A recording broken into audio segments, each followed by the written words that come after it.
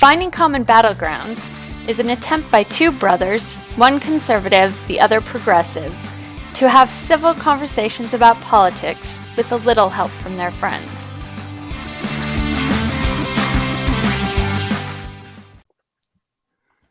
Okay, everybody, welcome to an episode of Finding Common Battlegrounds, the podcast dedicated to civilized debate, where we, instead of tearing each other apart, we work on trying to find common ground. And our two debaters, Ryan and Josh Cragen, who are polar opposites and sit on the far ends of the political spectrum, will get rewarded for finding getting their opponent to getting each other to agree with them. I award brownie points for that. So we are today we're going to be discussing the gender gap between men and women, and why that gap exists, and why is it unfair? Are women getting ripped off? What's going on here? The gender pay gap, not just the gender gap. All right, fine. The gender pay gap. I wasn't going to say anything. There's a gender gap too, but we'll that's for another time. Yeah.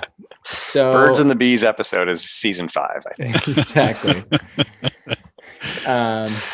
So we're going to talk about that today. And but first, our sponsor, Lux Bidets.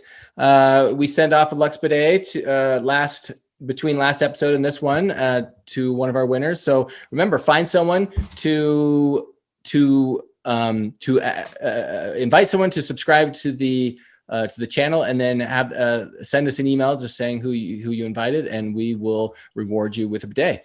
So we're all big fans here of the bidet, and we think they're great. Let's get started here. Gender pay gap. All right. So I am looking at some statistics here. And basically, the gender pay gap has remained relatively stable in the United States for over the past 15 years or so. In 2020, women earned 84% of what men earned, according to the Pew Research Center analysis of a median hourly earnings of both full and part-time workers. Based on this estimate, it would take an extra 42 days of work for women to earn what men did in 2020. I've seen that number, 84%. I've seen that fluctuate around. I've seen it 80 as low as 81, but I've seen it higher. So it's in there, that ballpark. But let's go ahead and we'll just jump into this. So format is we're going to each ask each other 3 questions and try to get agreement. So I'm just going to start with Ryan's question to Josh. So Josh, can we agree that there is a pay gap in genetic counseling, and that men make more money than equally or better qualified women? Yeah. So I'm trying really hard to start this out with an easy one, and we'll see if Josh agrees. But my wife, Debbie, whose voice is at the beginning and end of each of these podcasts, is a certified genetic counselor. We won't go into details of what that is, but to become a genetic counselor requires a master's degree. My wife also has a PhD in public health and now trains genetic counselors. So she's a genetic counseling program director. I bring this up because genetic counseling, like many other female-dominated fields, has a gender pay gap. Over 90%, and we actually talked about this today, it's 94% as of 2021. Over 90% of genetic counselors are women. Women started the profession in the 1970s and have been in the profession longer than men. They make up almost all of the leaders in the profession, from the directors of programs like my wife to the leaders of the professional association, which one of her really close friends is the current president of the professional association. Yet a study from 2020 found that male genetic counselors earn $23,736 more than female counselors in non-direct patient care roles. So it's a very specific kind of role. In direct patient care roles, the gap is a little bit smaller, or substantially smaller. This is after controlling for years of experience, leadership experience, additional degrees, hours worked, negotiation for increased salaries, and all of the other variables, geographic location, how old they are, all of these other things, the demographics that you would throw in there, those variables that might contribute to the gap. The reason I bring this up is because it is all people working in the same profession. which means there is no variation in how dangerous the profession is. This one study, of course, is not novel. The National Society of Genetic Counselors publishes an annual professional status survey every year and has noted that there is a gender pay gap for years. In other words, even in female-dominated fields where women have the exact same qualifications as men or are potentially more qualified, women often make less money than men. This is true in nursing and in primary and secondary education as well, both of which are fields with the majority of women. So, Josh, can we agree that there is a pay gap in genetic counseling and that male genetic counselors make more money than female genetic counselors, even though they're at least equally qualified, even though women are probably better qualified? Sure. I don't know. Not like I've What do you studied mean the you don't field. know? I haven't studied the field. I don't know. I will send you the paper. I'll send you the professional status survey if I'm you not want. going to read it. I know. Well, I do agree. Ryan, your question is like genetic counseling. That's like, what? I was like, did you guys talk about this before or something? No. Because I'm like, It's very specific. everyone knows genetic counseling. Can we just agree on this? You're asking me to give my take on something I've never read anything about. Right. I mean, So probably you'd have to take Ryan's word for it. Yeah, exactly. Yeah. I'll take your word for it, probably. But the big question is, why? It's just sexism. That's the only variable that's not accounted for in any of the equations. And this is what I'm going to get into. The big question is why? And I'll build up my case to why I think that's probably misleading, but I'll take your word for it. I don't know, but Okay, sure. Right. So we got agreement. That there's a gap there. And I think Okay. this is a typical setting the baseline, right? Kind of a thing, right? That's what I'm trying to do is just establish that there are some disciplines where we can clearly demonstrate if we control for all the other things that should matter, there is a gender pay gap. And this one's particularly interesting, just like in nursing, male nurses on average make more money than female nurses. And it's a female dominated field, which is always weird, particularly my students. They're always fascinated by that. Why is that? And we can talk about why sociologists think that is the case. But well, good job, Ryan. Ding ding. You got agreement from Josh.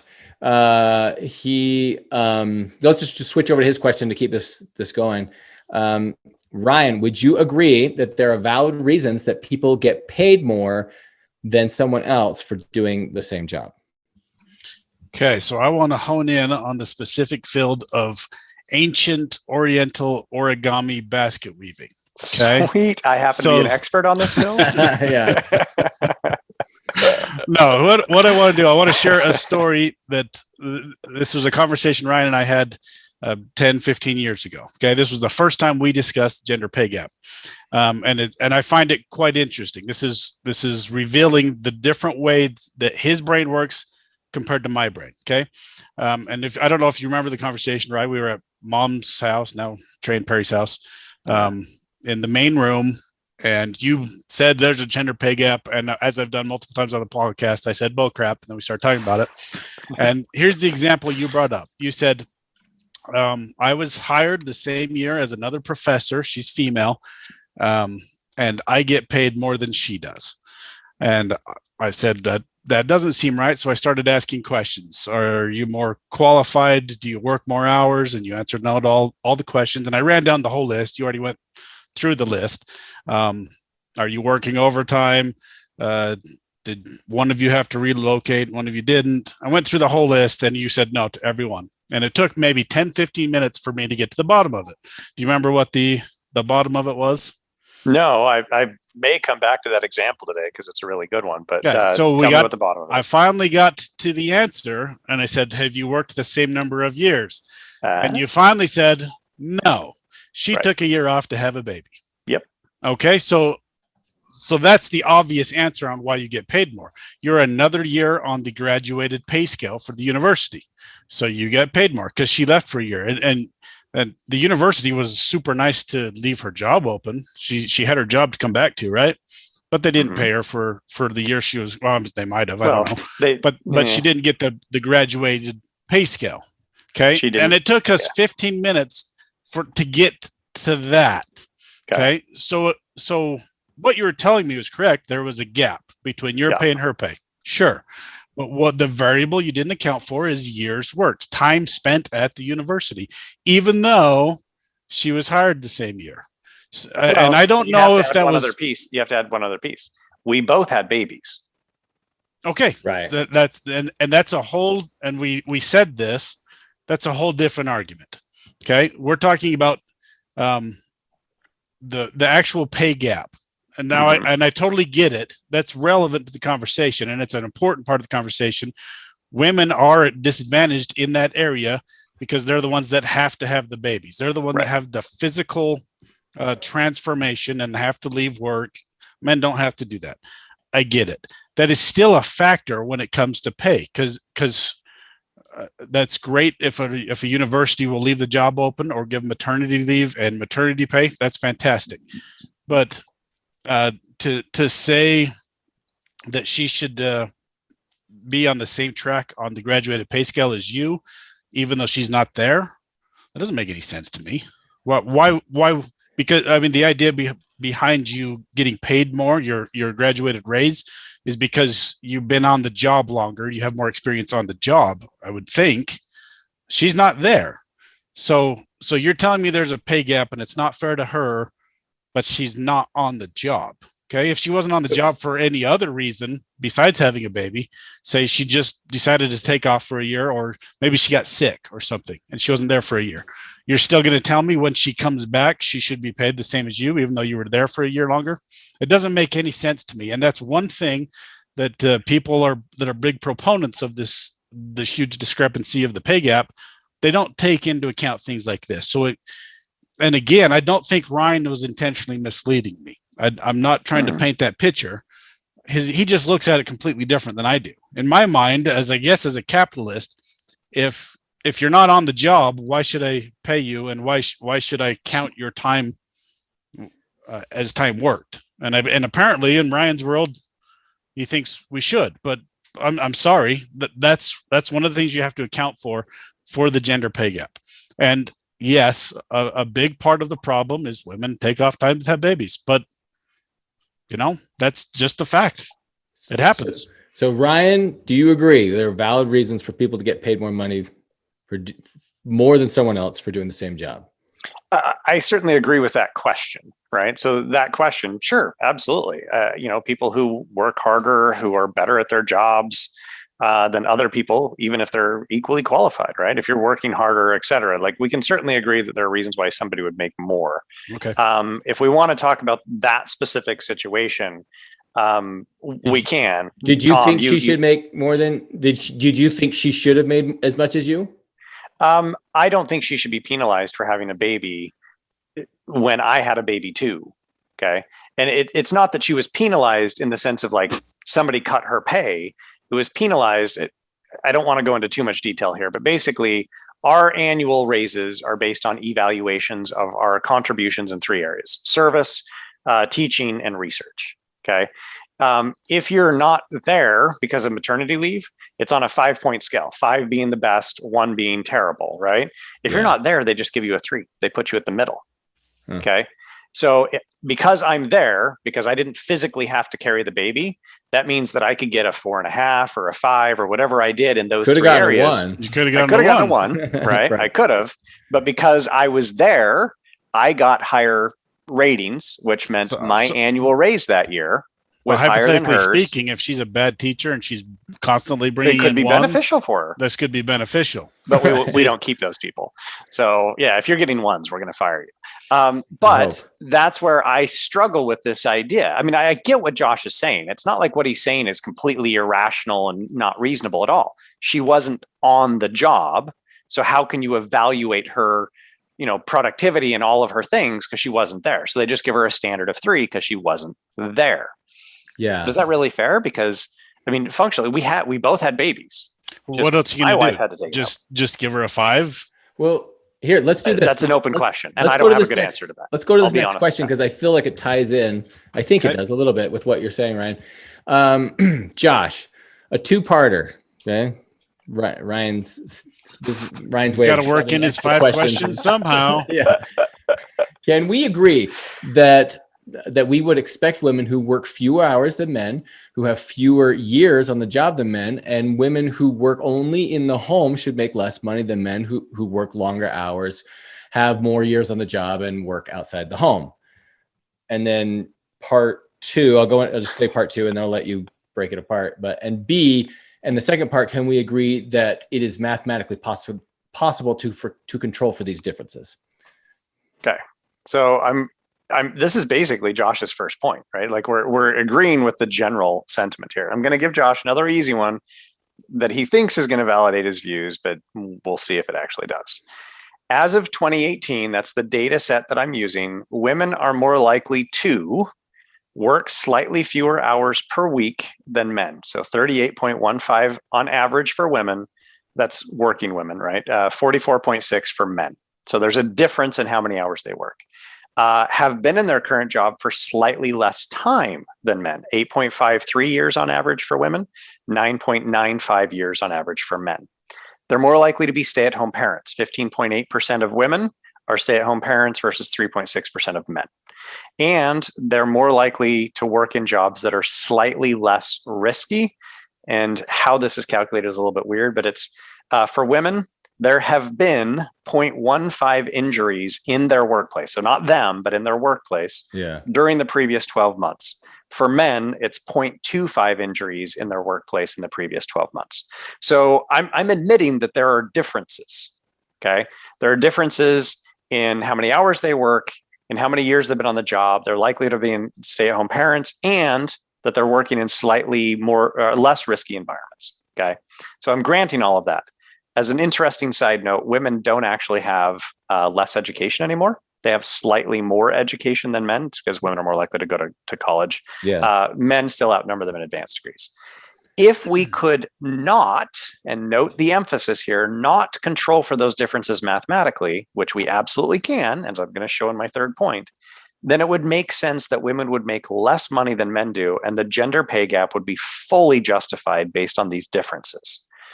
Thus my questions, right? So Josh, can we agree that women who are working fewer hours, all of those things, they should make less money than men? So can we agree on that point, which is basically your first point restated? Yeah, I know where you're going with this. But right. And then my second point, can you agree that mathematically, and I know we're not going into all the details, this is what I wanted to do on this podcast, but we're not. Mathematically, it's possible to control for those differences. See, I don't know about that because you didn't name all the differences. I'm going to give you a ton in my next point. Just wait. That's where the point is that you're saying there's a whole bunch of factors. Yep. And we can control for almost all these factors, and therefore that I would agree with. And I think and I know where you're going to go with that is that there's still going to be a discrepancy, right? But well, we have to find out. It's a big question. Coming. I'm sure all of our listeners are just waiting with bated breath for my statistics lesson that's coming up. Bombshell. Yeah. Okay. So Josh, sounds like you're in agreement that kind of there are factors that you can mathematically control for a lot of those variables, not for all of them. I don't think you can control for, and I'll give an example in my second point of where I don't know that it's really easy to control for some of those variables. Most of them, yes. And when the numbers are properly controlled for, a lot of the pay discrepancy does disappear. And I'll freely admit there is still some, but it's not the 80 cents on the dollar that the liberals are pushing. Okay, there is still some. Ryan thinks he's going to kill me with all of his research. I can see his dumb grin, but all right, bring it on. Let's move on then. Ryan, this is Josh's question here. Ryan, would you agree that it is not always easy and transparent to directly compare two people working the same job? You'll need to. I have two parts here actually. The first one, two-parter as well. Why are you guys not giving him crap about this? Because I don't do this routinely to sneak in 5 and 6 points. Okay, so two things I want to quickly touch on. A couple episodes ago, Ryan brought up the U.S. soccer women's national team as evidence of the gender pay gap, and I called bullcrap, and then we breezed past it. And what you said was, well, the women are suing the U.S. Soccer Federation. That's proof that there's a gender pay gap. Did they win the lawsuit, Ryan? No, they lost. It was tossed up. Okay, let me explain. And here's what I'm really going to get at. It's really confusing because if you just compare, she's a female soccer player and he's a male soccer player and he makes more money. There's a gender pay gap. Holy crap. Okay, it's way more complicated than that. So I'm going to just very quickly go through some of the numbers. Okay, when the men and women's soccer teams, they renegotiated the CBA a couple years ago, like 2016, 2017, and the women were actually offered the exact same deal. Their contracts. These were their contracts. Yeah. Well, this is the collective bargaining agreement for anybody that goes and plays for the national team. Okay. Mm-hmm. The women were offered the same deal as the men. They rejected the deal. Okay. And just very briefly skimming over the numbers, the women wanted more benefits with their contract. Okay. The men just wanted straight up cash with bonuses for games that they win. And the women wanted more benefits. And then the men didn't even make the World Cup, and the women went on to win the World Cup. So if the women would have taken the men's deal, they retroactively looked at it, they would have made way more money. But that's the deal they rejected. Okay, so they had the opportunity to take that deal. They didn't take it. Then they tried to sue the Soccer Federation, which is ridiculous. Now, here's where it gets complicated. Why did the women reject the deal with more cash and take the deal for more benefits? Okay, it's because they didn't have as good benefits as the men from their clubs. The men are covered by their club teams for way more things than the women are. Okay, and that's where this gets really confusing, and it's not very transparent. You could argue sexism here, but the women just don't bring in as much money overall. Okay, there's some numbers in the last World Cup cycle, the women actually made about the same as the men, which is crazy because the women won the World Cup and the men didn't even qualify. Right. Okay, but they made about the same. No. Okay, so you can cry sexism all you want here, and I think this is a different discussion. I hope you guys understand what I'm saying. Women just don't bring in as much money as the men. The U.S. Soccer Federation offered both teams the same deal. Okay, but again, it gets more confusing when you talk about World Cup qualifying. The numbers here blew my mind because FIFA is actually in charge of the pay structure for bonuses paid up during the World Cup. So in the 2018 Men's World Cup, the prize money was $400 million compared to $30 million for the Women's World Cup in 2019. That's the pay discrepancy set by FIFA. And that is directly correlated to the amount of money brought in by men's soccer versus women's soccer. Okay, so what I'm getting at is the left is absolutely crying that there's a huge pay gap for the men and women when it's way more complicated than that. You have to take into account how much money the different programs make. You have to take into account how many games they play because they're offset on World Cup qualifying cycles. Does that make sense? So this is way more complicated than just saying the women got screwed because they didn't. They chose their CBA. Okay. Does that make sense, Ryan? So, yeah. So, and that's what your question is it's not always easy and transparent to directly compare two. Look how many factors the same job and go into just that. And this is really well-known stuff. And you're like, there was this, the article recently about McEnroe who made the comment that Serena Williams, the #1 rated tennis player in the world, would be about 700th with men, right? He took a lot of flack for that. Really? But a lot of people kind of agreed with him that was a fair assessment. And then, and it's just like, yeah, I've heard a lot of this. I've heard many people talk about like in the NBA that women wouldn't be able to compete and things like that. The NBA is interesting because the WNBA is financed like 95% by the NBA. Right. Okay? The men pay for the whole WNBA.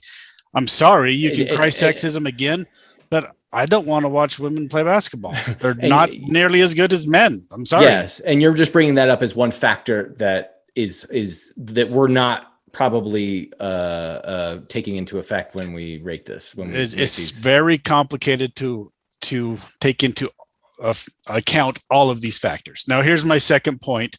Ryan, I just linked the video. If you'll share it. Tom sent me this video like an hour or two ago. Well, it was perfect. I didn't send you anything. Like whatever. Okay, edit that out. Tom didn't send me this. I'm a video. moderator. I was going to make this exact point, and I couldn't find a video. And this is where I got it, was from Jordan Peterson. That's where I got the point that I was going to make. And Tom just sent me the video based off the questions I sent him. So perfect. Ryan, Is this show that. Jordan Peterson? Yeah, it's just a minute long. Show the video because I was going to make this same point. I roll. Jordan Peterson. That's for shut season up. 2. Come on, season Shut up 2. and show the video. A fellow sociologist, right? No, he's a psychologist. Psychologist. All right. Yeah. No, I wouldn't listen to him if he's a sociologist. They're a bunch of quacks. Technically, quack is reserved for psychiatrists and psychotherapists, but all right. Anybody that's anyway. Anybody that's a what? Where was that going? Watch the video. On average, you're getting paid 9% less than a man. That's not fair, is it? It depends on why it's happening. I can give you an example. Okay. There's a personality trait known as agreeableness. Agreeable people are compassionate and polite.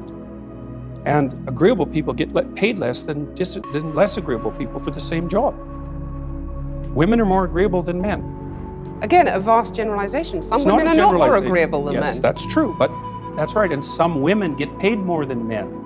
So you were saying that by and large, women are too agreeable to get the pay rises they deserve. No, I'm saying that that's one component of a multivariate equation that predicts salary. It accounts for maybe 5% of the variance, something like that. So surely you the need about answer- another 20. You need about another 18 factors, one of which is gender. And there is prejudice. There's no doubt about that. But it accounts for a much smaller proportion of the variance in the pay gap than the radical feminists claim. Okay. Oh boy. Oh boy. He is so wrong on so many points. I can't wait for season 2 when we tackle his stuff. I need to Ryan. become friends with him just so we can destroy you in a debate. You need to agree? watch that There's whole debate. there let me are- just elaborate. Okay. Yeah. So. Real quick on what he said, because I was going to share this thing about the agreeableness trait. Okay. And this is well accepted, the big 5 personality traits in the psychological community. I'll grant those. They are Agreeable accepted. people are less likely to receive a raise. And again, I'm going to use Ryan as an example here. Ryan recently leveraged a job offer to get a big raise, right? Yep. And it was because 1, he was willing to confront his boss or whoever, and 2, he was willing to relocate for the different job. Okay. Both things that men are more likely to do. Okay. Men are more likely to relocate for work, and they're more likely to confront the boss and ask for a raise. So Ryan just did that. You just got a raise, right? Mhm. A while back. That's kind of hard to account for mathematically. I'm not going to ask how much you're making compared to that same woman that we talked about earlier, but you asked for a raise. Did you demand she got a raise when you got a raise? Yeah. I did. Of course. Wow. Okay. So what I'm saying is how mathematically, how is an outside researcher going to account for your raise when you demanded it leveraging your job offer and she didn't get one? Yeah. That's hard to account for, right? Mathematically, that is difficult to account for. So do these factors exist, Yes. Ryan? Well, okay. So that first paper that I mentioned about genetic counseling, they actually did account for that, which was interesting. So they asked in their survey, they surveyed a whole bunch of genetic counselors, and they asked, have you tried to negotiate for getting a raise? So they were trying to capture those very factors that you're getting at, Josh. And I get the bigger point, right? The bigger point is there are lots of variables. Now, I could go on for hours about how wrong Jordan Peterson is because he just doesn't understand math. And that's clear because he doesn't do this stuff. But yes, we can account for a lot of these things. And what you're going to see in my third point, which is going to be long, and I apologize in advance, I'm trying to account for almost all of the things that you've brought up in past conversations about this. And I really did. I mean, I spent a lot of time trying to pick this apart to figure out, can I capture all of these things? Are we ever going to capture everything? No. It's going to be impossible to capture everything that might possibly contribute to differences in pay. I think that's just, I can grant that, right? It's impossible to capture everything, but we can come pretty stinking close to capturing lots of things. If the pay gap stays, something else is going on. So, all right. You agree then that there are some factors that are hard to There are track. many factors. We're about to find out how many Yeah. factors there are. Okay. Cool. Good. Ding, ding, ding, Josh. Good job. Do I need to go to the bathroom, get a blanket for this? We're going. Yeah. Get another Dr. Pepper and just buckle up, buddy, because it's happening. Great. Jeez. Josh, can we agree that the statistics bear out the fact that women, when doing the exact same work as men, tend to make less money than men do on average, as this analysis of a nationally representative survey indicates? That you're about to hear about. That's right. Everybody, we just lost every one of our viewers. I know. Yeah. Drink some caffeine. It's coming. Okay.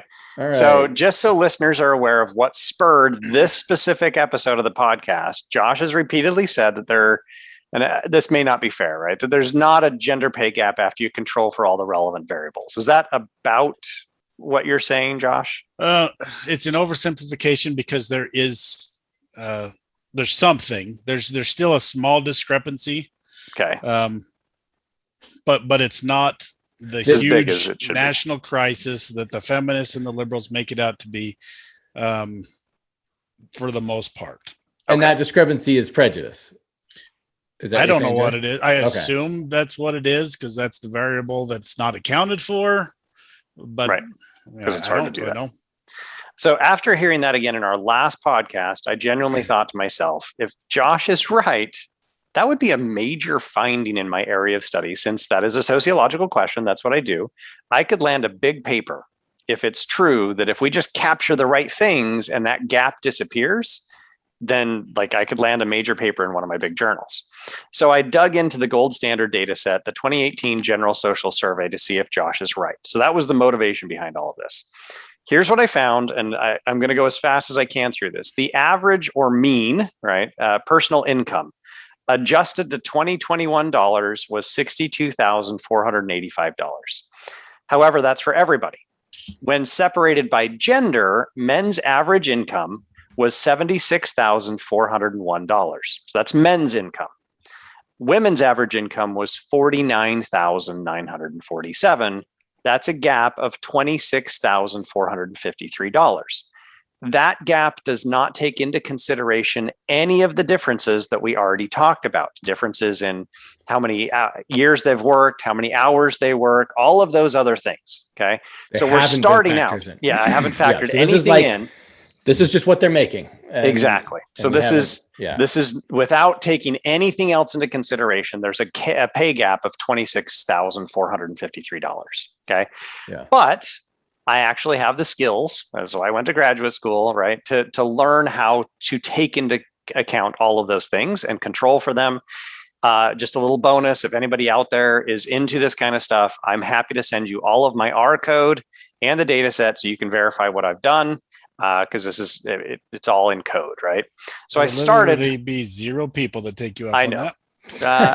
All right. Okay. But if one person does, next time I'm out there, you're buying me dinner, Josh. There.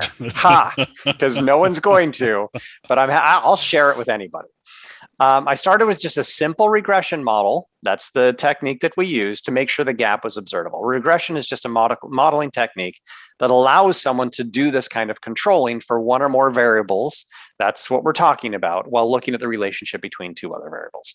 We're interested here in whether men make more than women. Our 2 variables are gender and income. But we think some of that gap is explainable by differences between men and women.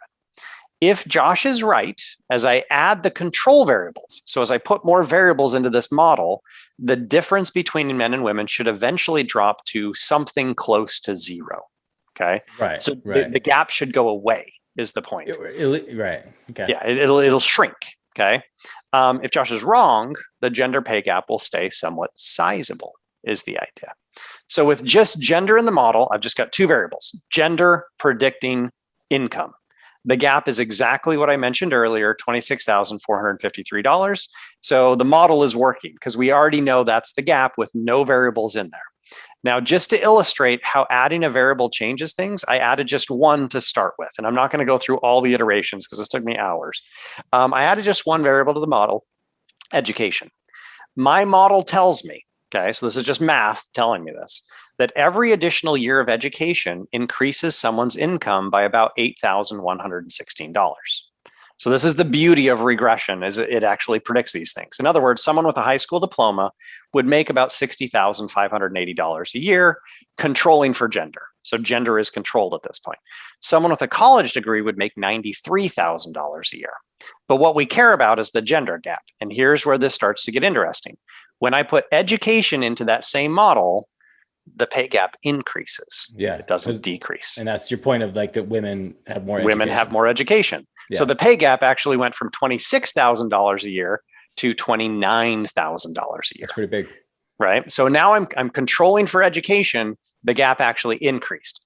But I've got a whole bunch of variables that this is all because Josh was like, hey, you didn't control for this, right? So let's think about it. So that's just one variable. Here are all the variables that I controlled for. And Josh, tell me if I missed something, and I'm happy to kind of wrestle with this. And I think this is what the discussion You're just going to rattle off a bunch. I'm going to rattle off all the ones I did. Education, hours worked. So this is how many hours they work. We know there's a difference. I controlled for that. Age, race, health status. So are you healthier than somebody else? How many kids you have, whether someone works for themselves or not, which actually makes a huge difference. Those who work for themselves make a lot more money. Whether they supervise other people, how many years they've been on the job, how dangerous the job is, whether they lift heavy things or not, and whether they are a member of a union. Okay. So those are all the things that I put into this model. I was trying to capture all the things that I've heard Josh talk about in the past. I'm sure there are others that you think I missed. Mm-hmm. After controlling for all of those variables, the gender pay gap is $18,038 a year. So it went down, right? Mm-hmm. It went from 26,000 down to 18,000. Okay. So it went down substantially because I'm controlling for things that actually contribute to this. But when you actually do the numbers, that turns into women making about 76% of what men make, which is pretty close to the 84% that people are showing. So all of that aside, right, this gets to my question. The numbers seem to bear out after I've controlled for all of the things that I could find to control for, that there's still a pretty sizable gender pay gap. I'm sure there are other things that I could try and find. The data set is limited. It doesn't have infinite things. But assuming I controlled for the big things, this suggests that there's still a sizable gender pay gap. So do you agree that doing the exact same work as men, women tend to make less money than men do on average? Read my third question. You'll find my answer. No, so, I don't. Not agree. Okay. Because, I mean, you controlled for 8, 9 variables there. How many 1, 2, 3, 4, 5, 6, 7, 8, 9, 10, 11, 12, 13 variables. But none of the ones that I brought up today. Women leaving the workforce for a year, agreeableness, which is hard to account I controlled for kids. That would entail them leaving. Not for women leaving for a year and not being there on the graduated pay scale. But this still counts how many years they've been on the job, which is going to account for that. Okay. Yes and no, because let's assume the professor lady of yours has 5 kids. She's going to leave for 5 years, and you, the man, will have 5 more years worked. So it doesn't really. The man's going to be putting 5 more years in. But anyway, it didn't control for willingness to relocate for a job, which is a pretty big thing. So you didn't control for some of the stuff that I even brought up, and there's more factors beyond that. So you're just saying there's you put in all these factors, but there's still tons more. Is what you're saying. Ryan only came up with 76%, and all the other experts are saying 81% or 85% or whatever. So clearly there's some discrepancies here. And all right. Okay. All right. I'm moving on. Is that unfair? Ryan. Well, I mean, yeah. Let's get his last point and then we'll debate this. Yeah. Ryan, if the pay gap really is 80 cents on the dollar, why aren't we seeing more lawsuits to remedy the situation? Okay. I'm so glad you brought this up. I'm sure you are. And you knew all of my talking points because I've brought all 3 of these up before. And let me just be very clear on my stance here. That's not even a yes/no question. Why aren't we seeing more lawsuits to remedy the situation?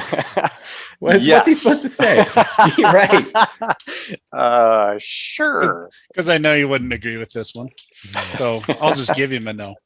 let me be clear on my shouldn't stance we here. be seeing more lawsuits? Yeah.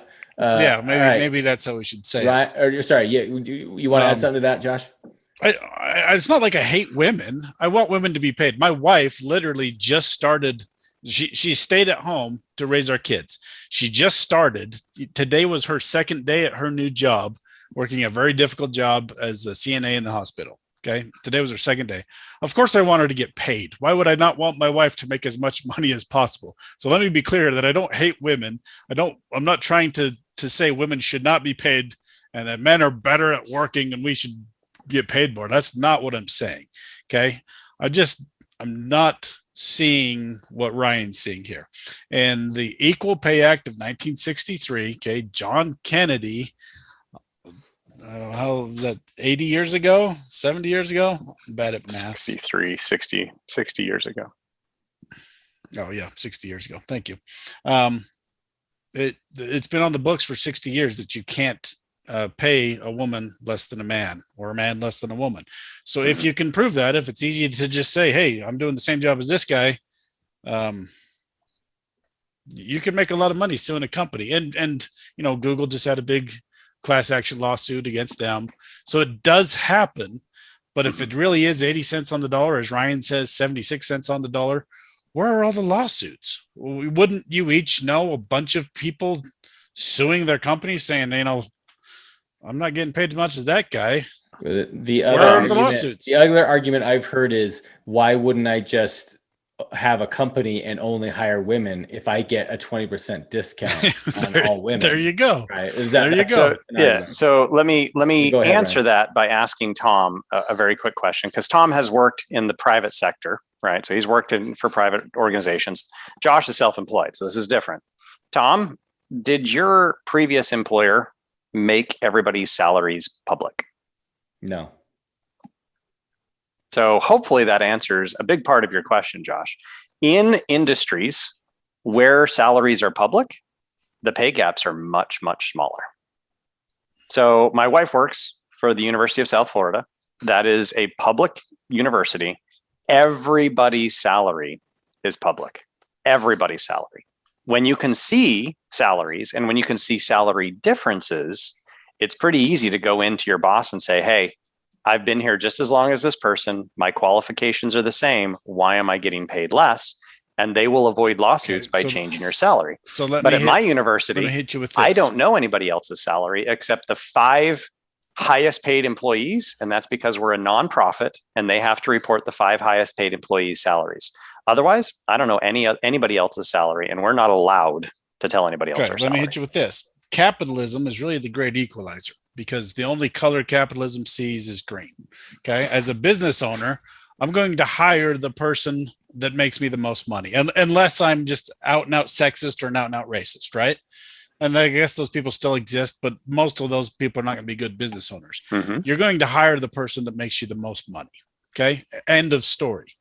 Yeah. But this is not going to end where you think it's going to end, but keep going. Well, tell me why. Because again, I'm open to be persuaded on this issue. I wanted to start with that, and I forgot to put that out there. But I don't. As a business owner, why would I hire a man and a woman and then decide to pay the man more? Why would I do that if they're both making me the same amount of money? No. So here's what ends up happening. And I do this little exercise with my students when I show them these numbers, right? So I show them the pay gap and I control for education. And I say, okay, now imagine that you've graduated from college and you're in a position where you get to hire 2 people. You get in, 2 applications. And if there's no name on them and there's no way to gender them, so you have no idea who they are, you look at them and they're literally like the same. They went to the same school, same grades, everything's exactly the same, all of the same qualifications, everything's exactly the same. Then you find out, okay, one's a woman, so she won't be there. She'll have to take off her babies. There you go. Right. As soon as I say that, I say, now you're in the hiring position and you know that you're hiring a 25, 27-year-old woman versus a 25, 27-year-old man. Which one are you going to hire? And invariably, and my classes are 70% female, invariably the students say, oh, well, yeah, I'm going to hire the man because he's not going to have to take off for maternity leave. Okay, so we've come the discrimination. My first point. The discrimination starts before they get hired. Okay, so that's what we should be talking about is the maternity rights there, because that really is the discrepancy, right? That's what you're saying. But I would go a step further, and I don't actually call it that, right? I would say that the discrimination starts before they get hired, because more prestigious institutions, okay, they're going to take the men first from that logic. Oh, well, men are not going to take maternity leave. We're going to take them. Men are not going to be the ones who have to take care of their ailing parents. We're going to pick them. So they end up getting picked first out of whatever institution. If you're hiring from Harvard or Princeton or Yale, or if you're hiring from the University of Tampa or University of South Florida, the men get picked first by the more prestigious institutions, which pay more money, leaving a pool of women who are going to get hired at less prestigious institutions where they make less money. So it's not even that they've not been on the job. The discrimination starts before they even get on the job, because employers are worried about what I call the womb penalty. Women pay a penalty for having a womb.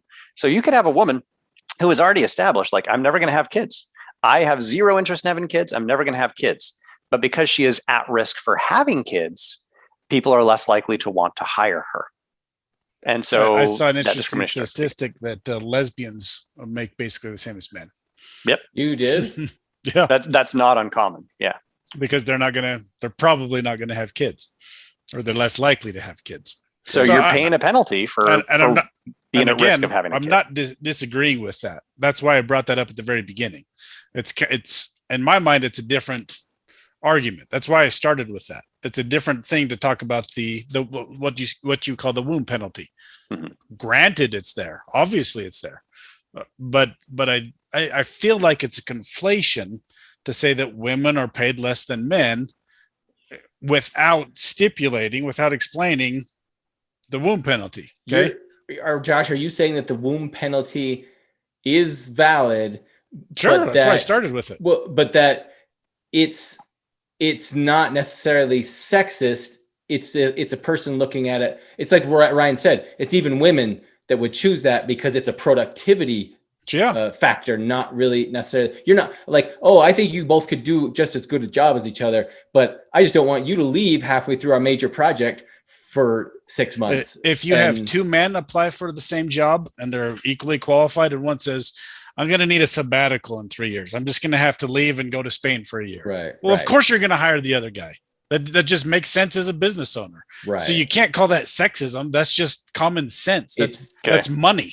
That's okay. So can we hit at that issue now? Because I get what you're saying, Josh. I genuinely do. You're basically thinking about this as like, well, all things being equal, ceteris paribus, all things being equal, you're going to pick the person who's not going to leave. Okay. Can we just add one little piece to this? And you may still disagree with this, and that's fine. Do we need kids as a society? No, as a species.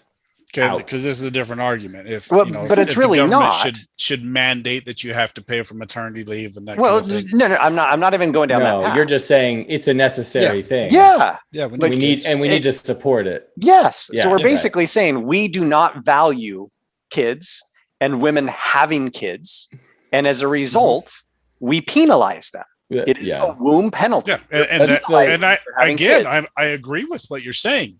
In my mind, this is a different argument. It's a whole different subject, even though they're related and interrelated. It's a different subject than just saying women make less doing the same jobs as men. In my mind, that's a different argument than saying we do penalize women in the workplace because we need kids and we don't place the value on that. My wife just spent 15 years as a daycare worker. Guess what she makes per kid? Like $2 an hour. Like it's nothing what people pay for their children to be taken care of. We, as a society, we don't place any emphasis on the rearing and taking care of kids, which is criminal in my mind. So I'm 100% agreeing with you. I think the disconnect is I see them as two separate issues. When the feminists come out and say we're not making as much money as men, it's not because of sexism in my mind. It's not because how can you argue that isn't sexism? There's only one sex that can bear children. This was your point from the last one, right? We're not getting into intersex individuals. This is not a gender argument. You're saying one sex has the womb. Yeah. and we're going to pay them less because they have the womb. But this isn't sexist. As Tom said, it's productivity. As a business owner, I'm just looking at my bottom line and going, well, if I hire this person, it's going to cost me 30 grand just to pay her to not be here. And if I hire this person, I'm going to make 30 grand because they'll be here. Of course I'm going to hire the other person. It's not sexism.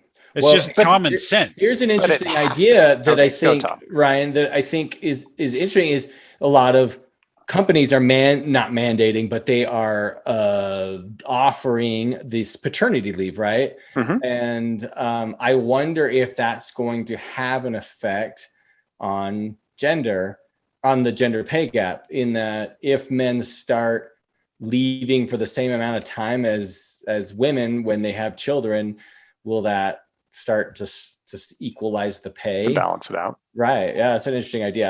That's really interesting. I hadn't really explored that thought before, but I don't know if it will, because a lot of companies are still going to be biased to hire the men. So let's get to the question: shouldn't there be more lawsuits to remedy the situation? What do you say there, Ryan? Well, there are only going to be lawsuits when you have documented, compelling evidence. And if you can't find anybody else's salary because it's not made public, then it's going to be really hard to sue. Basically, what you have to get is somebody else, right? So let's say it's your company, Tom. We don't have to name names, but the company you used to work for. If I'm a woman working at your company and I think the men who came in, they were hired at the same time, they have the same qualifications, they're no better at their job than I am, I've got great evals, but they're getting paid more than I am. I think that. What do I have to do to be able to establish that? I have to get those men to willingly give me their salary information. And then I have to be able to go through a lawsuit where I say the only reason why they're getting paid more than I am is because they have a penis and I have a womb. Yeah. And every one of the bosses and the CEOs can say, no, you remember that one day where you missed because you had to go take care of your mom? And then there was that time where you did this. It's a really challenging lawsuit to succeed. Right? Yeah, because there are a lot of factors. But so I agree no with agreement, Josh. I knew but essentially what you're saying is it's really hard for an individual woman to find these numbers with the big discrepancy. But you as sociologists, it's super easy to count for all the variables and see all the numbers. Okay, that's a little bit unfair. A little bit, but not I controlled really, for 13 variables. Okay. And I'm still admitting, I'm sure I missed some things. I mean, one that you offered, which is like willingness to relocate. I don't think that exists in the general social survey. But okay, so I let's say that I could get another 10 and that I captured everything that you could think of. We've still got a gap, right? There is a gap. There would still be a gap, but I think it would continue to shrink because as you demonstrated with your numbers, okay, as you added things in apart from the education one, it went down. It went down every time. So the more variables that you can account for, the smaller the gap will be. But essentially, that just brings us all the way back around to what you, and I like your term, the womb penalty, because obviously it's there. I didn't disagree with that at all. That's probably what it comes down to. And that's what we could talk about. I think that's what it comes down to. Here's my thoughts, and then I want you guys to give your kind of closing remarks. I do think there's prejudice. I do think it's exactly what was said in that video. What Jordan Peters said, that it's a very minor. It's certainly there, but it's very minor. Now, womb penalty, is that an additional thing? Possibly, right? And but here's an interesting thing I would say. I think there are two sides to the womb penalty, in that women voluntarily leaving the workplace. And I did read some articles, or it was a video about Jordan Peters saying, he was talking about women, high power attorneys in law firms, and how they can't retain them, and how basically they're saying, well, I have enough money now. What I want now is flexibility, and that's the benefits I'm looking for, is not more money. And they're like, they'll throw money at them, but they're like, that's not what's motivating it. It's they want to now start a family. They want to take more time off for the kids, and they're voluntarily leaving the workforce, which is interesting. And Anyway, it's funny. I read that article, and then when I was doing research for one of my videos, this was actually Tucker Carlson interviewing Megyn Kelly. And Megyn Kelly, she used to be on Fox, and then she went to NBC, and then she retired, and she had a kid, and basically like left the workforce at her like peak, right? Probably making the most money she's ever made, and she just left. And he was like, "Why did you leave?" And she's like, "I wanted to start a family," and she's like, "I wasn't gonna." And she's like, basically, and it's kind of an interesting idea. It's like, I'm making tons of money. What do I want to do now? You can now start asking those. Once you start making a certain amount of money, you can start asking questions. And it's funny because I work with engineers, and engineers, they're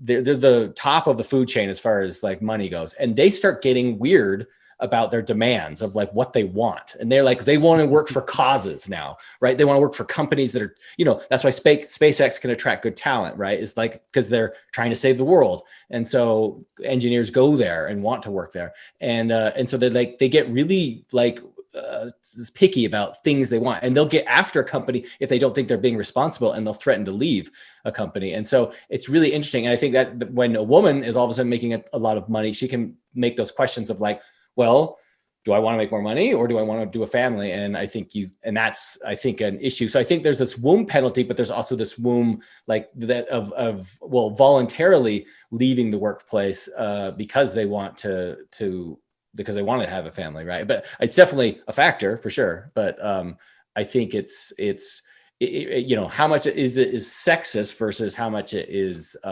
Sex. Is sex. Yes, exactly. And so I don't think it's, I think it's there. I think it's nominal, the sexist component. But all right, Josh, you want to wrap up your thoughts? So Ryan issued a challenge last time, yelling at me, "Where's the peer-reviewed literature? Give me one article." Which is, I should have gone off on how stupid peer review is, and Pete Boghossian and what his boys proved. But the very first one I pulled up, here's a quote from the summary of the first peer review article I pulled up, which agreed with my exact stance.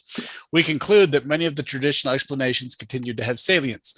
Although human capital factors are now relatively unimportant in the aggregate, women's workforce interruptions and shorter hours remain significant in high-skilled occupations, possibly due to compensating differentials." And, it went on. But basically it was saying, when you take into all accounts, there is still a small percentage, or there's sexism exists, it's there, but it's increasingly insignificant when you factor in everything else. And I can send you the link to this peer-reviewed article in a scientific journal that I found. It was literally the first one I pulled up, if you would like it. Send it to me. Yep, I want it. I'll link it right now. Okay? Awesome. Just to shut you up about the stupid peer review crap. I'll post the DOI in the video so everybody can see it. All right, Ryan. Sorry. Not quite done.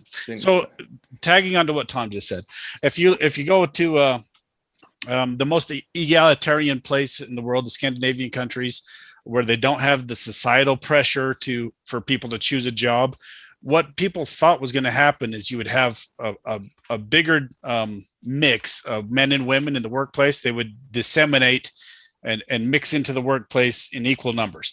And what they actually found was quite the contrary. Women went into specific fields and men went into specific fields. And this is Jordan Peterson, so Ryan's going to immediately reject it.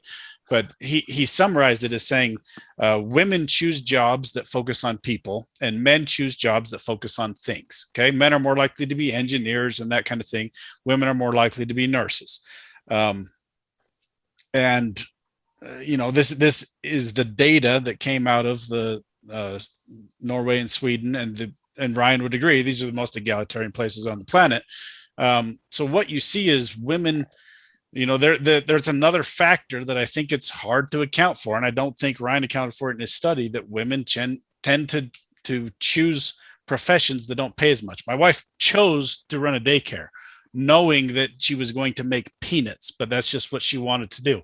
I would never in a million years choose that job. It sucks. Okay. This is a very difficult thing to compare. And so I grant Ryan the womb penalty.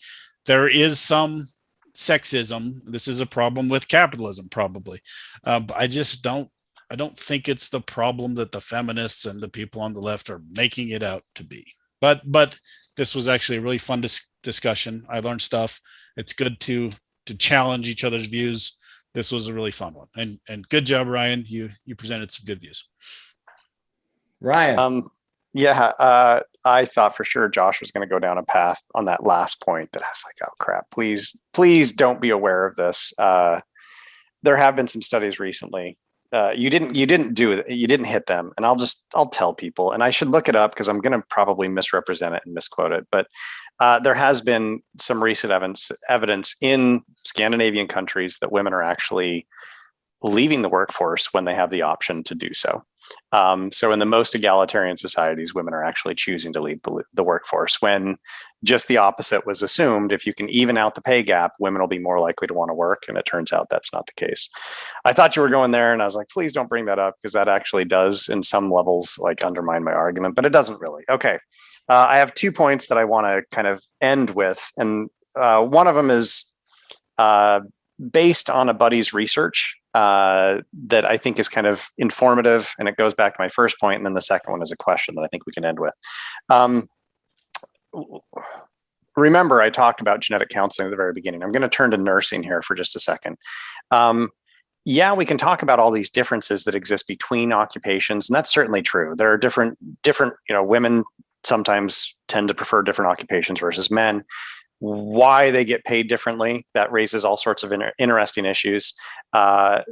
We could talk about pharmacy and how pay has shifted in pharmacy, and pay is shifted by different specialties in medicine based on the percentage of women that are in those professions, which is fascinating, because the more women that go into profession, the lower the pay tends to go. But I want to just focus on nursing for a second, because male nurses do make more money than female nurses, even when they have the exact same qualifications in terms of years they've worked and how many hours they work. And what my buddy ended up finding is that male nurses, when they have breaks, who do they hang out with? The boss. They tend to hang out with the boss, who tends to be male. So guess who's more likely to get promoted? Right. How interesting. Male nurses are. So that's why male nurses make more money, is because they're hanging out with the boss at the water cooler in the break room. They're talking sports. They're talking about, their shared interests, while the women are not in those conversations. And when the bosses, who tend to be male, are thinking about who they're going to promote and make, the manager over this ward or whatever, they think of their male buddy, and that's why they get the promotions. So would you say like better networking skills or just... Yeah. I mean, I don't think it's necessarily networking skills. It boils down to, and I know neither of you want to say that that's a sexist thing, but it is segregation or kind of selection based on sex. Well, that could you also say it could be something as simple in some cases as there's going to be more female nurses than male nurses, because it's a female dominated profession. So the males are going to stick out more, just because they're comparatively speaking, quite a bit more rare. So when you're thinking about who should I promote, the males are probably going to stick out in your mind just a little more. I mean, certainly that could be it. So What again, I tell my students, lots of variables. What I tell my students is, if they're female, pick up golf and watch sports. I don't know. Right? Because what are you going to be talking about with your buddies, with your boss? If your boss is male, they're going to probably want to golf, and they're probably going to want to talk about sports. And if you can hold your own, talk about it with this girl, though, I think. But if you can hold your own, right? If you can hold your own on those topics, then it turns out, or just be really good at your job and demand a raise when you think you should get a raise, because the I wish thing that was is a all factor. So I'm not saying that's my last all question, right? My last question was, and I thought it was an interesting point. Obviously, there are women who are leaving professions because they want to start families. I thought it was kind of interesting that we didn't say, why don't men have to decide between careers and families? That they get to have both, but women have to decide. Or they can abandon one. Well, they could do that too, right? But that's what they why do is it that men don't have to make that decision, but women often do? And I think that gets to some other challenging issues in our society. And I get, we talked about, like, the womb penalty exists. Josh isn't sure that plays into the differences here to the same degree that I am. But, the way that we value women in society and one of the things that they can do that we can't as men, right, which is provide offspring. We don't seem to value that at all. And I think that's really problematic. Can we cut all of this dialogue back into our transgender debate? That What do you mean? Only women can have babies? Well, I've always conceded that. I mean, we can put in the quote from Monty Python on the Life of Brian. Where's it going to gestate? In a box? I mean, it's not an unreasonable argument. And I hope people don't think that I'm a homophobe not a homophobe, transphobe for saying that, right? But at the end of the day, if you don't have a womb, you can't have a baby yet. Technology may change that in the future, and I will embrace that. That's perfectly fine. But right now, you got to have a womb to have a baby. I mean, that's just reality. No, I just see it as a different. This up. A lot of good points, but some good arguments, and so I think that was an interesting discussion. Glad we did it. So thanks for tuning in, and we'll talk to you next time, or we'll see you next time. Maybe. Josh, we may not always agree when it comes to politics, even though we're trying, but there is one thing we agree on. There is only one way to clean up after going to the bathroom, and that's with a Lux bidet. I've been a proud owner of a Lux bidet for years. I have literally owned a Lux Neo 320 since 2013. That's the warm water model. Talk about happy, fun, poopy time. When I leave the bathroom, I know I'm clean and ready to talk politics in a civilized manner. Exactly. Using a toilet without a bidet is about as uncivilized as it gets. Civil conversations demand civil hygiene practices. And that is why our listeners should get themselves a Lux bidet. And just to be clear, Lux is not supporting one side or the other in this podcast. They support civil conversations and clean butts.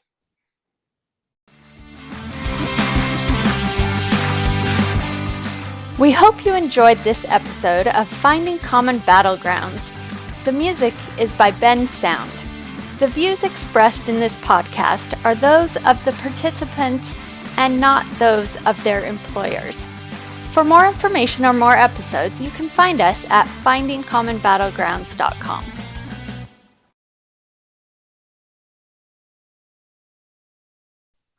Okay, do I leave it on? Or Yeah. keep talking. Well, I do want to talk about some stuff. Okay. That lesbian comment, very interesting. I thought that was very interesting. So this is an interesting comment, and I'm not sure if it's sexist or not. So I'm going to go into it. Here's my observation. Women do not go. I mean, and we've already. I mean, I think this has been established that when in my department I walk past the sales team, it's 90% men, right? I walk past the customer service team. It's 90% women, right? Yeah. And it's like men are in this kind of like demanding sales. You're cold calling. It's not fun. It's uncomfortable.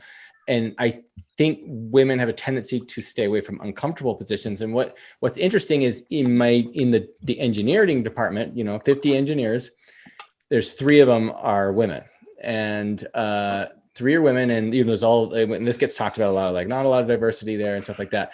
And what's interesting is women will be becoming more engineering. This is I don't know how to take this, but engineering is getting easier.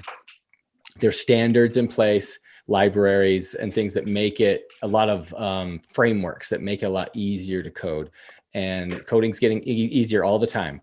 And I think with that, women will come in. It's less stressful, I think, and it's easier. And so I think women will come in. And here's the thing.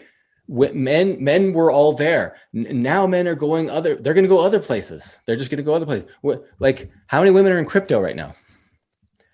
Like, I've never seen a woman that talked about crypto with me, right? Never. And it's like, they're all guys. They're in places that high risk, super complicated, where you could lose everything, right? Stressful kind of environments. That's where the guys are. They're going to go new places where no one's ever gone. And then eventually they'll standardize it and things like that. And women will come into that area. That's kind of almost like this forefront, right? You're like, there was no women astronauts in the beginning, right? There was no any of this. Maybe that was sexism. Maybe not. Maybe a woman's like, you're not sending me up to space, right? You guys figure out how that thing works. And then after you've killed a few people, I'll go, right? But it's like, I don't know, like if that's sexist or if there's data that, like, I don't know if it's risk or if it's stress, high stress areas, but there's probably some data there.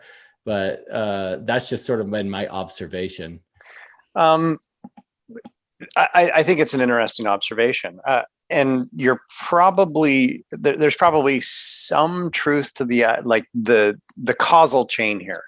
The point that I just touched on briefly, if you look at specialties in medicine, they vary pretty substantially by gender. So dermatology is primarily women.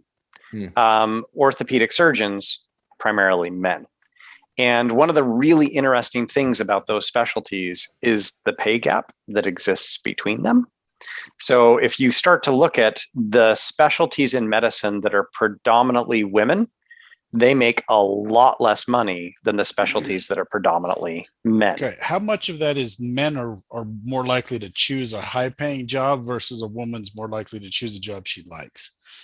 So we think some of that is there, right? So dermatology is a job that you can balance with having a family, whereas say an emergency room surgeon where you're on call for these really weird time periods might not be as conducive to being a mother who's taking care of your kids.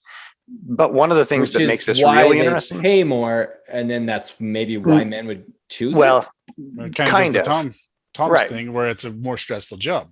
Sure, but one of the really interesting things is there didn't used to be the same gaps in pay, so the gaps have gotten bigger as women have gotten into these specialty areas. So you can literally see the more women in a specialty area in medicine, the lower the pay relative to male-dominated areas. Okay. And so one of my favorite examples is pharmacy. Is that a supply chain thing? Because now we're, instead of just drawing on 50% of the population, now we're drawing on 100% of the population. So it's a supply chain thing? It's very possible. Pharmacy, I think, is the most fascinating one because if you go back, and I didn't know this until I went to graduate school, but Debbie's great uncle, it's kind of a complicated situation, but he was a pharmacist back in the 1950s and he owned his own pharmacy and he made really good money. And kind of if you've ever seen like 1950s movies, right? Pharmacists were always men and they made really good money. They really did quite well. Well, pharmacy is a profession that a lot of women have gone into, and the salaries have gone down dramatically as well. So relative to other health-related professions, pharmacy has seen salaries drop pretty substantially. Why do you think it is? I think the argument that comes out. Is what? Well, instead of drawing on 50% of the population to do a job, now we're drawing on 100%. So you have more people willing to do it. So you don't have to offer as much money to do it. If you have more people willing to work a job, the numbers are going to go down. It's just. Well, so that idea supports the same argument I'm making, Ryan. But so I'm wondering did pharmacy get easier? Has it gotten easier over time and therefore more women are attracted to it? And therefore the pay would go down, right? It would go down. It's possible. I'm assuming there's a lot of computers today, right? So you basically plug in, this is the medication they want, and the computer will flag any complications that if you're taking these other medications, you shouldn't do this. And so the pharmacist, they obviously have to have training. Don't get me wrong. You go to pharmacy school to do this. So there's clearly training, but I think a lot of the specifics now are basically built into automated systems. So you shouldn't be making huge mistakes as a pharmacist. Right. So maybe it's gotten easier, but I don't know. I don't know. Less risk averse. Right. In absence of, knowing it, you could make the assumption that it's sexist, but I thought that was odd that exactly supported the idea I was just saying in a totally different field of software development. So I think that's interesting. And then the last one that I would give, where you're looking within a profession and you're seeing weird variation. There was a study that I read in graduate school, which, that's 15 plus years ago now, but they were looking at a whole bunch of graduates from the same law program. So they all graduated from the same law school. And of course, there's going to be differences in terms of variation, right? Like who ranked the highest and where they end up. But what they did is they looked to see kind of the trajectory of women versus men in different law firms. So they were looking at just men and women as they went into law firms. How did they end up kind of progressing through these law firms? And one of the things they found that it helped to explain the pay gap is women tended to get shunted into not being like a top level practicing partner, but being in charge of pro bono work. So the free work that they do to volunteer, or the philanthropic work, which or can be cheap. It's not going to bring in the money. Exactly. Or they were doing kind of diversity stuff. So the less like high paying, jobs that these big firms would get, that's where women tended to be funneled, was in those directions. Okay, but, and as a result, but is it by the choice of the women, or is it the law typically firms not? pushing In that one, it was not. So the women were not wanting to do this. But while their male compatriots were being asked to like, oh, take on this responsibility, the women were being asked like, well, we think you'd be really good in this area of the firm, and that's the pro bono area. And so they started to see like, why is this happening? And they talked to the people. So this was literally, I mean, it wasn't like thousands of people. It was hundreds that they tracked over time, over like a 15-year window. And then they went and interviewed them, and they're like, is this where you wanted to be? And she's like, no, this was the position that opened up, that they like were like, this is what we want you to do, is do the pro bono stuff. This is interesting. Those 45 engineers, right? The three of them were women. One was horrible, and we eventually fired her. Second one was really weird, and awesome engineer, probably one of the best at the company. Really weird girl, like not girly girl at all, right? Just like very eccentric and strange and odd, very atypical of most females that I would interact with. And but she was awesome. She was awesome, and I enjoyed working with her. And then there was another one that was just, basically typical woman, and she ended up doing a lot of. She was on a team, and she would organize like a team chat, to team get together, stuff we'd never done before, right? And we'd introduce like, hey, at the beginning of our stand-up, let's talk about a funny thing about us. Okay. And we'd like spend 5 minutes chatting, stuff that we would never have done before, right?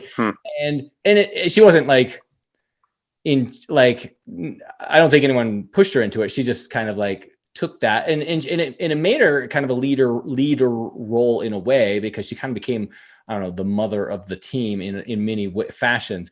But I don't think like she didn't get pushed into any direction or anything like that. But I thought that was interesting that she took that role. She seemed to take that role on as herself. And like, I don't know, like, there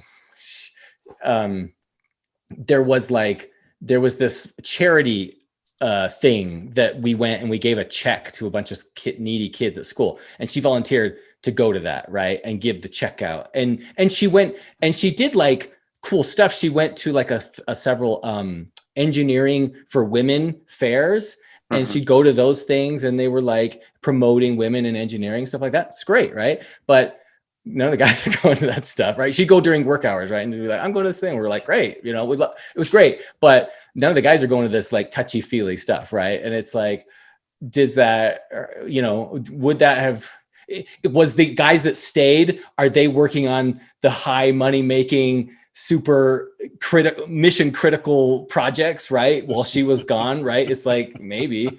And so that's interesting. Like, how much are they being lured to that versus and directed to that versus them being attracted to it? I don't know, right? And how much does it hurt them, right? That's interesting. So, well, I've been hearing about big pushes. My buddy that was he graduated 3 or 4 years ago as an engineer. There were big pushes on college campus to get women into the programs, right? Like big scholarships and that kind of stuff. I don't think we're placing enough emphasis on the difference between men and women. I think we just like different things, and that's a generalization, but I think it's largely true. I don't think women are really fascinated by engineering. Obviously some are, but I think the more I think about that Jordan Peterson thing, men are attracted to things, women are attracted to people. I just think that's true. Ryan, do you think that's true? I think it would be insane to say that there are no differences between men and women. At the same time, I think the differences are often accentuated when they're probably not as big as we really think they are. There's pretty compelling evidence at this point that there's no difference in competency in math between men and women, which ultimately is kind of the path that you have to go down for things like engineering. Where the divide starts to happen is in the reward structure for men and women pretty early on, and then the environment that they're going to be working in. So a lot of women end up not wanting to work in some of these fields because they are male dominated and they don't feel comfortable in them. You need to watch Jordan Peterson because he talks actually a lot about this. He sounded like Jordan for a second. Well, about these overlaps, because he'll talk about and say men and women are more alike than they're not alike, right? Mm-hmm. And he'll say it's only on the extremes that they're, and he'll talk about like most men are, most violent people are so most people in jail are men, right? And he's like, because he's like, if you meet a violent person, they're most likely a male, right? Just because that's on the extremes. And he talks about, and most rich people, like uber crazy rich, is going to be a male because they have these certain tendencies that are exhibited on the extremes.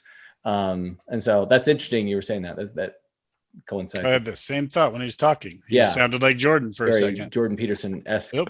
But I hate Jordan. He's wrong about everything. I have not said that yet. Stay tuned for season 2. We're going to go through his whole book. I'm not necessarily looking forward to it. I don't know what he's wrong on, right? But in my very beginning reading of that reading of that book, I was like, oh boy, this is going to be bad. But yeah, no, and he was definitely wrong on the statistics. So I don't know. I mean, so Jordan Peterson is a psychologist, but he's clearly not a quantitative psychologist. And there is a big gap between those who do qualitative stuff. So they do interviews, they do historical comparative stuff. He does historical comparative stuff. I do numbers. So I'm a quant. He's a qual person. And when he was saying like, oh, we just need 18 more variables. And I was like, oh my gosh, that's so absurd. There are so many factors that go into determining how many variables you can have in a model. When the model starts to lose its viability because of how many variables, the quality of it's way complicated. Not that you guys care, but yeah. Nope. He was, nope, not at all. So to hear him talk about it as simplistic as he did, I was like, no, he doesn't know what he's talking about. He's on a national interview, and you should watch the interview. It's hilarious. He destroys that woman, but he would have put people to sleep if he would have just started saying what you're saying. Let me get into the quantitative. Did I put you guys to sleep? That interview is one of the interviews that kind of skyrocketed him to fame. That is the one. That's the one that put him on the map. Well, he got on the map from the original campus. I thought it was the confrontations with the students. No, it was from the camp, and then that's kind of put him in the light. And then he went on that and did that interview, and that just like boosted him. That's what put him on the public stage. But what put him on the map, I guess, was when he opposed Bill C-17 or whatever in Canada. That was compelling speech, and he went in front of the Parliament and told them to pound sand. And then people started looking into his videos and stuff. But yeah. Can't wait for the Jordan stuff. I love him. He's amazing. Ryan's going to love him. All right, cool.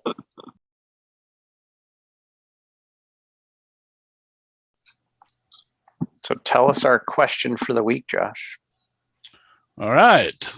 Question from posted by my friend TJ, a good buddy, on YouTube. This was for does the mainstream media have a liberal bias? Our last episode, he said, good episode. What do you guys think about the following? What is the main goal of the majority of media outlets? I think it is to make money. To that point, would it make sense for them to be biased, which in turn creates traffic for them, which makes them more money? I'm just going to fixate on that first part, which is good episode. So let's just leave it at that. So, yeah, that's interesting. This is, I think we all agree it's make money. But what I think is interesting is their approach. And I think in media, there's probably always this short-term and long-term profitability. that they're battling, that there's the media's constantly always battling, right? There's the short-term gotcha stories that are hype, have a lot of hype, and like the rise of Huffington Post, right? And it's Huffington Post does a lot of like, I don't know what the name for that genre is. It's just like clickbaity kind of stuff. Yeah. And they've done well with that. But I think it comes at the expense of credibility and like, are they an outlet that's, genuine or credible in the least? And I think that comes at the expense, right? When they go for short-term things. I think he's probably right. I mean, obviously they have to make money, but there are some media outlets still, and I'm thinking not just TV, right? So obviously print media, which is now largely online. There are some that are nonprofit, so they're not designed to make massive profit for shareholders. And some of them, at the end of the day, they still have to get clicks. They have to have subscribers. They have to have people who are paying the bills. But I'm just thinking about my local paper, the Tampa Bay Times, which I support. They clearly have to get people subscribing. They have to get the clicks and whatnot. But they also do long form investigations. So they did one recently on a lead recycling plant here in Tampa that basically was not following any of OSHA's guidelines and was poisoning all of their workers. All of their workers had massive amounts of lead in their blood, and nobody was doing anything about it. So the federal government wasn't doing the inspections they're supposed to be doing, and it took the Tampa Bay Times doing like this long form series of like 6 big articles where they went in and showed like all the kids are being born with birth defects. The people are all dying at super young ages. Their blood level, their lead level in their blood is crazy high, way above any acceptable standards. And finally, that got the federal government to step in and start doing investigations. So I think there is a public service aspect to some media outlets where they're trying to find problems and shine the light of media attention to those problems. They still have to make money, but I think there is that public service initiative and motivation behind it. The thing that stands out to me about that question is, yes, I believe they're focused on making money, of course, but it almost seems like the propaganda part of what they're trying to do is actually ruining their business model. Because if you look at all the big media firms, most of them are going, they're losing revenue now, because now we're in the age of cutting the cord. That's what it's called, right? Everybody's cutting the cord and just going to Netflix and that kind of thing. So these corporations, I think they're kind of dinosaurs at this point. They're not keeping up. I think they're making less money. And you look at like CNN, especially during the Trump administration, they doubled down on everything, even though their viewership during Trump, it was good because everybody wanted to see all the crazy stuff that was happening between CNN and Trump and Jim Acosta. But now their ratings are falling through the floor, right? But they've doubled down on their take and their liberal bias. So it's an interesting question. You would think if they're just focused on money and there's no propaganda aspect of it, they would be more mainstream, more right down the middle, like we were arguing last week. But a lot of them have just doubled down at the expense of viewership. That's an interesting question. I'm looking for this. I'm trying to find it because I thought I wrote it down for some previous research. There's this article or this like kind of podcast, and they were talking about media and kind of the cult of personality is what they were going on about. But they quoted a CNN executive saying, and I want to get it right, but I can't find it here. But they said she says Trump was really bad for people, but man, it was good for CNN. Yeah. And which basically saying like, this is garbage, right? We're giving, Trump saying crazy stuff. We're covering it, and it's not good for society, but man, we're making money off of this right now. Right. And I have heard that ratings have gone down for many of the left leaning media outlets that were relying, that had kind of a steady flow of kind of Trump bashing. They were getting a lot of eyeballs from that. Most of them have dropped precipitously since Biden took office. Well, there is research that has come out recently suggesting people are more likely to click and engage on controversial stuff. This is what Facebook is getting hammered about right now. Just shouldn't be a surprise to anybody, right? Yeah. So if you do go to the two ends, you're more likely to get clicks and get people to engage. And I don't know if you guys have been following the whistleblower from Facebook. She's basically saying like Facebook knows that that's what they're doing. They're encouraging that kind of posting. And they also know that this is tearing society apart, but it's good for their bottom line. Right. No, I heard something about that media outlets love to say the statement they say before the warning of like, this is graphic material or something like that. Viewer beware. They basically, that's like a automatic click. Yeah, totally. Right. Of like, this is going to be good, everybody. So I always click.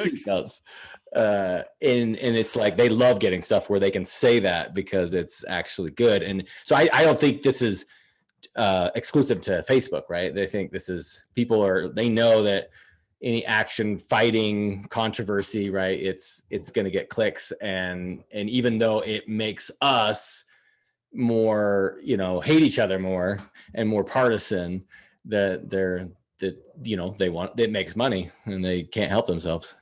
Yeah. No, they cannot.